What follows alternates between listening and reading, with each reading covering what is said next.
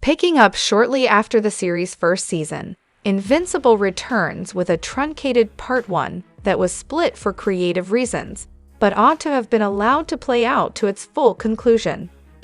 The first 4 episodes of Season 2 air weekly on Prime Video starting November 3, with the next batch of 4 set to premiere sometime next year.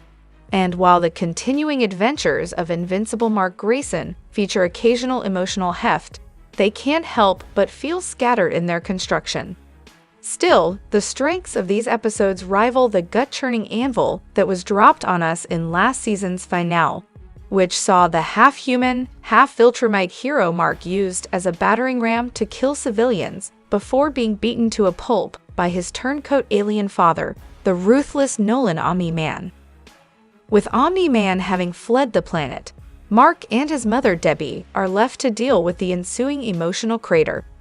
This makes for a remarkably effective through line across all 4 episodes, especially as far as Debbie is concerned. As a human, her only outlets for dealing with superpowered problems can't help but feel hopeless and insignificant. As for Mark, who struggles between rejecting his genocidal father and becoming him, his latent anger compels him to jump back into the superhero fold under the watchful eye of Cecil Stedman and the Global Defense Academy, or GDA. However, Mark's inner circle, his girlfriend Amber, his superhero pal Samantha Adam Eve, and his best friend William can't help but feel perfunctory. Creator Robert Kirkman and the show's writers and directors are adept at translating Mark's internal dilemmas into action and silent montages.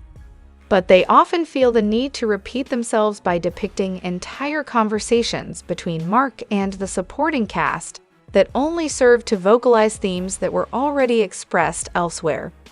Truncating this season also leads to a lack of clear direction, though this may end up looking different in hindsight. On one hand, Invincible quickly expands in scope, with a greater focus on the large universe these characters occupy and an emphasis on the wider ripple effects of Mark and Nolan's climactic battle, which has implications on both sides of a major ongoing conflict among the stars. However, the happenings back on Earth feel distorted in their assembly. A new anti-hero enters the fray in the form of Angstrom Levy, a hyper-intelligent enigma with dimension-hopping powers, who offers us glimpses into alternate realities which, in theory, ought to pose questions for Mark since they mirror his dilemma in several key ways.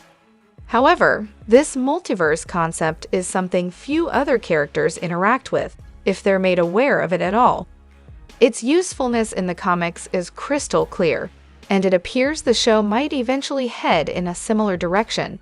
But by the end of episode 4, it's left dangling in midair without a clear emotional or narrative purpose.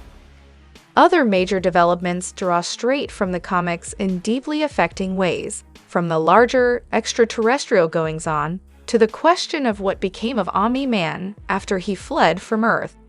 But as far as the larger ensemble goes, supporting heroes like Rex Splode-Duplicate, Robot, and so on, their emotional entanglements and training woes feel slight in comparison.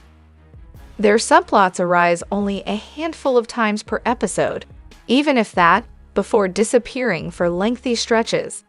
It's a wildly unstructured season compared to its predecessor, which had a much tighter focus on bringing the stories of individual characters to fruition, and more carefully carved out space for each of them.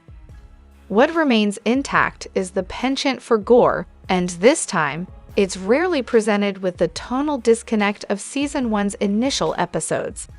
Invincible took a while to find itself and establish its relationship to existing comic superhero tropes.